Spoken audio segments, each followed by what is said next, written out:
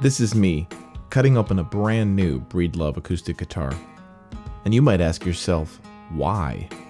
Well, we cut open this guitar so you can cut through the bullshit and decide for yourself whether or not this guitar is a great buy or a total piece of crap. Alright, it's Breedlove Day here at Driftwood Guitars, and we're super excited to show you this guitar. But before we do that, I want to take just a second to remind you guys, if you like these breakdown videos, make sure you guys subscribe to the channel. So many folks that watch them are actually not subscribers. And if you really want to support what we're doing here with these breakdowns, make sure you guys check out the link below to our Patreon. We actually buy all of these guitars with Patreon funds. We don't actually have anybody who just mails us guitars, so that we can make sure that these reviews are completely independent and not weighted in any way. And with that, let's get into the review of this Breedlove Discovery S Concert modeled guitar.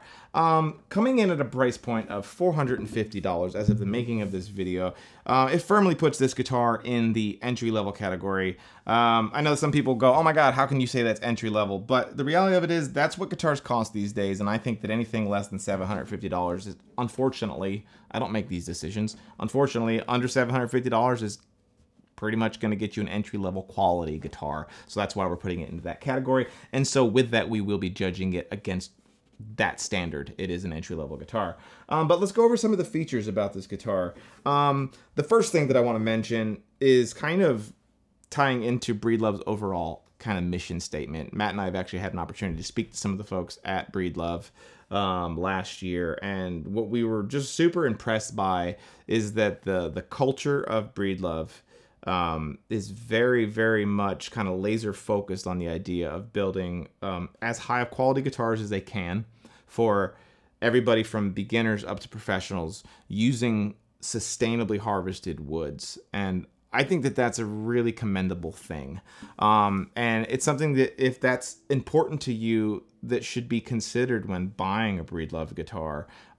If sustainability and making sure that it's kind of like if you're one of the people who really likes to get, fair trade coffee, kind of that sort of thing is kind of the mission statement that Breedlove has with their tone woods.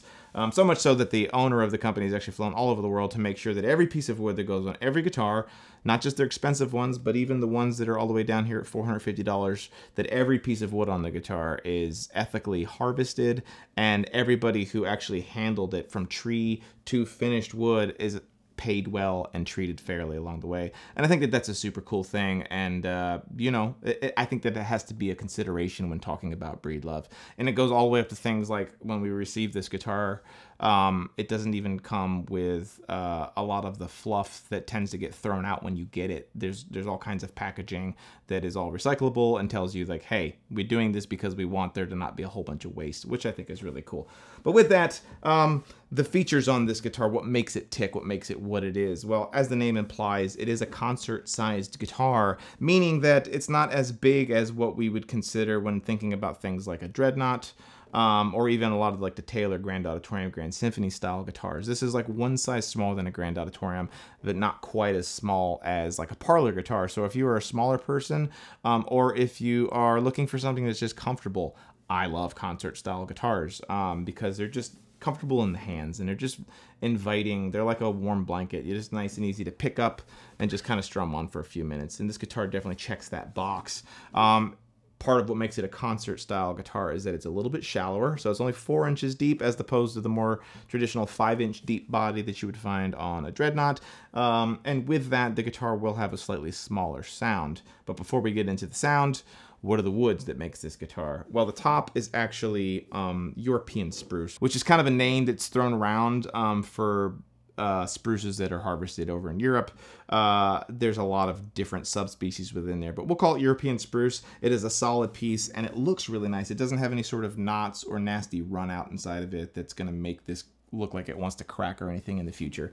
And the back and sides, as well as the neck on this guitar, are all made out of mahogany. The back is a really nice piece of straight grain mahogany, and the sides are actually a laminate, which usually on the lower end guitar, when I say they're laminate, I tend to be like, that's a bad thing, because as you maybe have seen in some of our other videos, when we cut these guitars in half to show you what they look like on the inside, you'll see that the sides are actually like a thin veneer of good wood with a core of a softwood, which is usually like basswood or pine or something like that, and then mahogany on the inside, so that from here it looks like it's solid wood. But the problem is that laminate core material is so soft and spongy that it actually kind of is like a sound deadening material, like that you would almost use in a studio. That's kind of what's happening inside the guitar. But in this case, Breedlove actually goes out of the way to make sure that if they are going to do laminate sides, the laminate material itself is mahogany. So you end up with, in theory, a much better sounding laminate sided guitar, and I think that that's a really nice touch. That a lot of these cheaper guitars, they're just okay, whatever gets it down the line, but they went, how can we make, yes, it's more affordable, but how can we make it better? And that's a super cool thing. Okay, we need to talk about the playability of this guitar. As I did note when we were talking about the features, the neck feels really nice. It does have that hand rubbed finish on the neck. If I was to give it a general name for the shape of the neck, I would say it's a slightly more D-shaped neck than a C-shaped neck, a little bit more flat in the back. That is to say that it's just very quick feeling. I don't think it feels chunky at all. The nut width on this guitar is 1.69 inches, so it's slightly narrower than you would see on a lot of the modern guitars that are out there. So if you got massive sausage fingers, this neck might be a little narrow for you, but I really like it. To me, it's very much in that Takamine, I dare to say it, the Ovation kind of feeling neck. I say that I learned how to play on an Ovation, and say what you want about the guitars, the necks are great. But yeah, it feels really good. The scale length on this guitar, 25.5 inches, which is exactly the same as you would find on, I know it's an electric, but like a Fender Strat or a Fender Telecaster. It is like a Martin scale length. A normal kind of like what they call their long scale length is 25.39, I believe, 25.4. So it's a slightly longer scale length than you would find on a Martin. It's about, you know, a 1/4 inch longer than you would find on a Gibson. And with that said, longer scale lengths tend to make guitars feel a little bit more wound up, a little more stiff, because what happens is, in order to get the string to the same note at a longer distance, you have to put more tension on the string, versus a shorter scale length. You don't have to have as much tension on the string to hit the same note. So it can make the guitar feel a little bit stiffer. I think that it's a great scale length. It's a little longer than we see in a lot of guitars, but I think it feels really nicely. The other thing about playability I do want to mention is, in previous videos, when we've had guitars that came in that were just a mess as far as the action was concerned, we just rolled with it, because the way I figured it is like, hey, if that's how you receive the guitar, then that's how you're going to receive the guitar too, and we need to let you know that. But it occurs to me that most people, if a guitar is playing terribly, are going to go get some sort of setup on it, whether they do their own truss rod adjustment or they got a guy or whatever. So what I did with this guitar, because it had really not the greatest setup on it whatsoever, is I did a basic truss rod adjustment on it, because I want it to play decent for this video, obviously. But do know that this guitar did need a setup out of the box. It was about 120 thousandths of an inch of string height at the 12th fret when we first got it out of the box. With a truss rod adjustment, I got it down 190 thousandths, kind of in that area. It's still higher than I would like it to be, but in order to get it dialed in really right, I would need to pull this saddle out and sand it down and then put it back into the guitar, which I'm not going to do. But just wanted to let you guys know that if you are considering buying this guitar, it might be just this one, or it might be kind of a series-wide thing that it will probably need a setup. So consider that as part of your budget on the guitar as well. Okay, now for the most important part of any guitar review, which is how does this thing sound? But before we do that, let me run you through our audio signal chain so that you guys at home can know that you can trust what you're hearing. As always, we're using a Zoom H6 recorder using the XYZ microphones about a foot away from the sound hole, and we're not doing any post-processing whatsoever. No compression, no EQ, no nothing. It's coming straight out of here. I'm going right onto the video so you guys can trust what you hear, and for the most accuracy on your guys's end, make sure you're using a good set of headphones or high quality speakers. Don't just trust your cell phone. And if you are listening on your cell phone, just take it with a grain of salt, because it's obviously a cell phone speaker. So yeah, anytime you hear me playing this guitar, it's going to be coming through here, and we will cut the overhead microphone. Just like all of our breakdown videos, we will start with cowboy chords with the E major and work our way all the way through them so that you guys can get a general sense of what the guitar sounds like.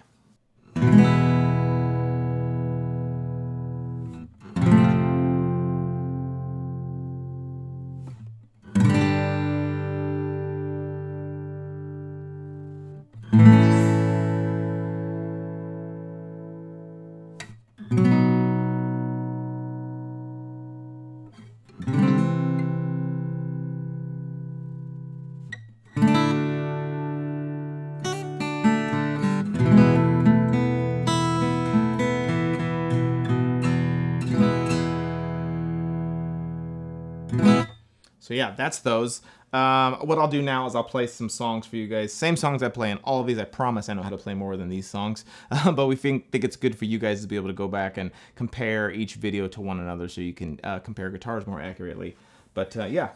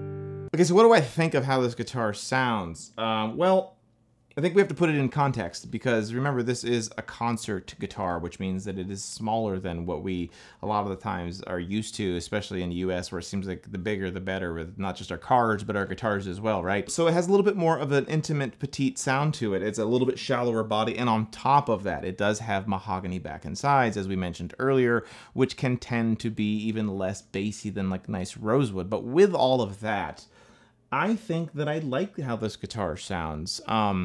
It does have a very brassy chiminess to it in the upper register. I do think that it is lacking in the bottom end. It's it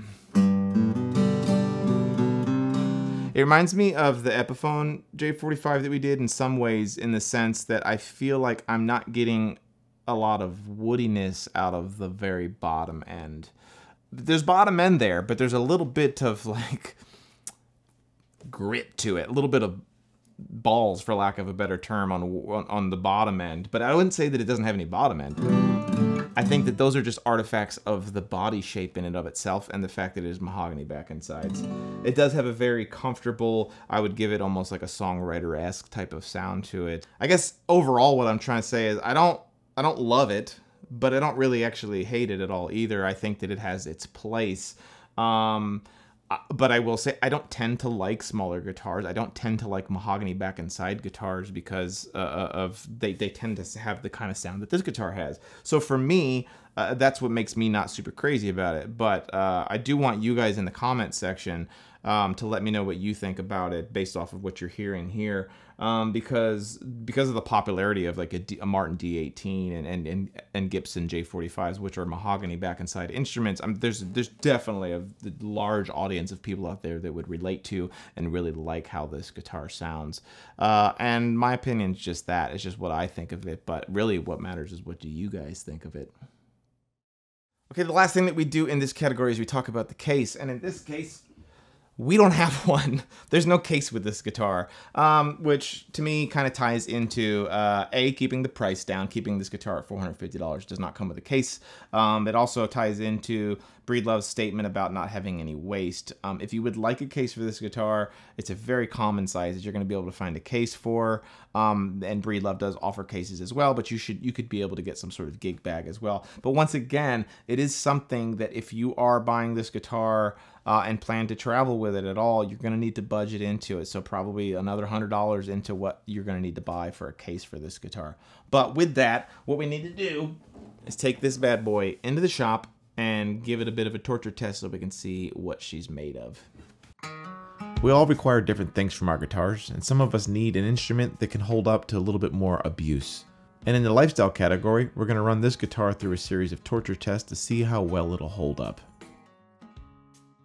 We'll start things off with our liquid resistance test, and we do this to see how well the finish of the guitar will hold up to different fluids that it may encounter over its life, starting off with things like bug spray, suntan lotion, fresh water, salt water, vodka, and beer. And then let them sit overnight. Here it is the next morning, and we're going to wipe all of these dried up liquids off with some naphtha and see how well the finish held up. And as you can see here, the finish held up really, really well, and that satin poly finish left no visible marks afterwards. So I think that no matter what you throw at it, this guitar's finish is going to hold up well under different liquids. Now we're going to perform our scratch resistance test using a ball of keys and belt buckles, and we're going to vigorously grind them against the back of the guitar for 60 seconds and see how well it holds up. And just like we see on a lot of these modern polyurethane finishes, there's almost no visible signs of damage on the back of this guitar. Maybe some areas where you can see some slightly lighter scratches on the guitar, but you'd have to look really carefully to see them. Okay, now we're going to do our dent resistance test, and we do this by dropping a 1-inch tungsten carbide ball onto the back of the guitar from a height of 18 inches. This ball does come in at 143 grams, so it is surprisingly heavy for its size. And we're going to do that ball drop 2 different times onto the mahogany back and see how well it holds up. And to my surprise, the mahogany absolutely had zero evidence that that ball had landed on it, so I think that in the long run, this guitar should hold up really well to any sort of resistance to denting. Okay, now for our string tension resistance test. And this is a really important test that we do where we can see how much the entire guitar is going to flex and move using different gauge strings. First, we're going to string up the guitar with a brand new set of D'Addario Phosphor light gauge strings, coming in at 160.54 pounds of total string tension. We're then going to take our belly gauge and zero it out, as well as our neck relief gauge, and we're going to zero it out as well. We can also see that the string height at the 12th fret with the light gauge strings is 80 thousandths of an inch. And now that we have everything zeroed out, we're going to switch out to a set of heavy phosphor bronze strings by D'Addario.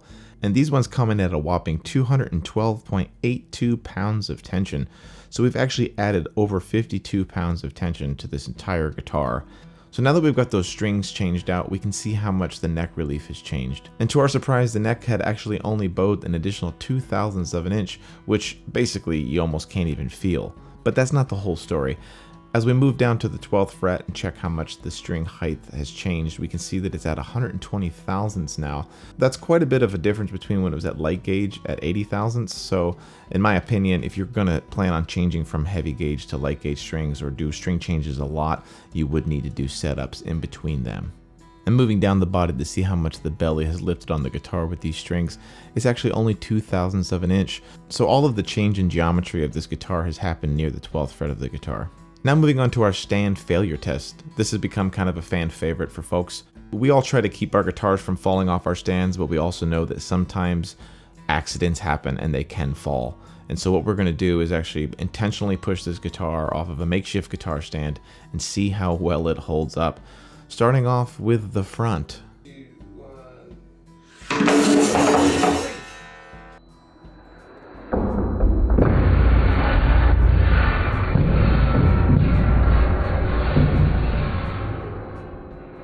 And now to the back.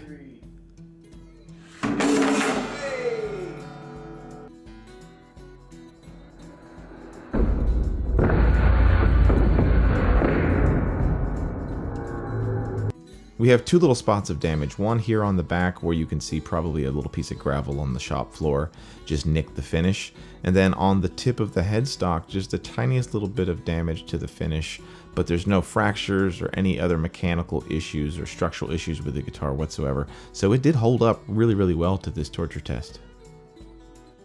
Okay, the only thing left to do is to put this guitar under the knife and see what it looks like on the inside. We do this by taking a Japanese pool saw and cutting it completely around its perimeter so that we can split it open like a clam and show everybody what all of the internals look like.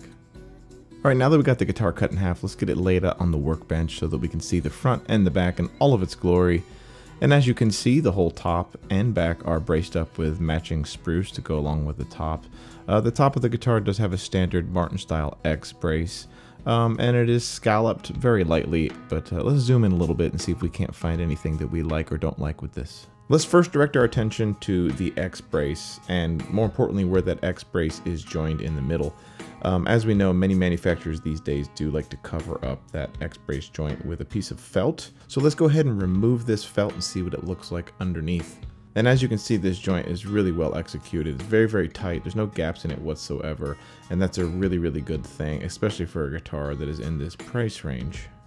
The next thing that I'd like to bring your attention to is all of the braces that are inside of this guitar, and you'll see that all of them, for the most part, are all made of perfectly quarter-sawn spruce. If you don't know what I mean by quarter-sawn, basically I'm referring to the way that the grain runs through the piece of the wood. And in guitars in this price range, oftentimes we find that the brace wood is just kind of a smattering of different offcuts, and there's not really a whole lot of attention or care put into making sure that they are quality pieces of wood. Well, on the inside of this Breedlove, I can definitely vouch for the bracing, and it's all well done, and it's all made with high quality quarter-sawn spruce. If you guys have been watching my channel for a long time, you know that on these breakdown videos, I do often find myself ripping these manufacturers for having glue squeeze out all over the place. Well, this Breedlove does not suffer from much of that at all. Other than a little bit coming out by the bridge plate areas, there's basically no squeeze out at all on this, and it's leaving me very satisfied.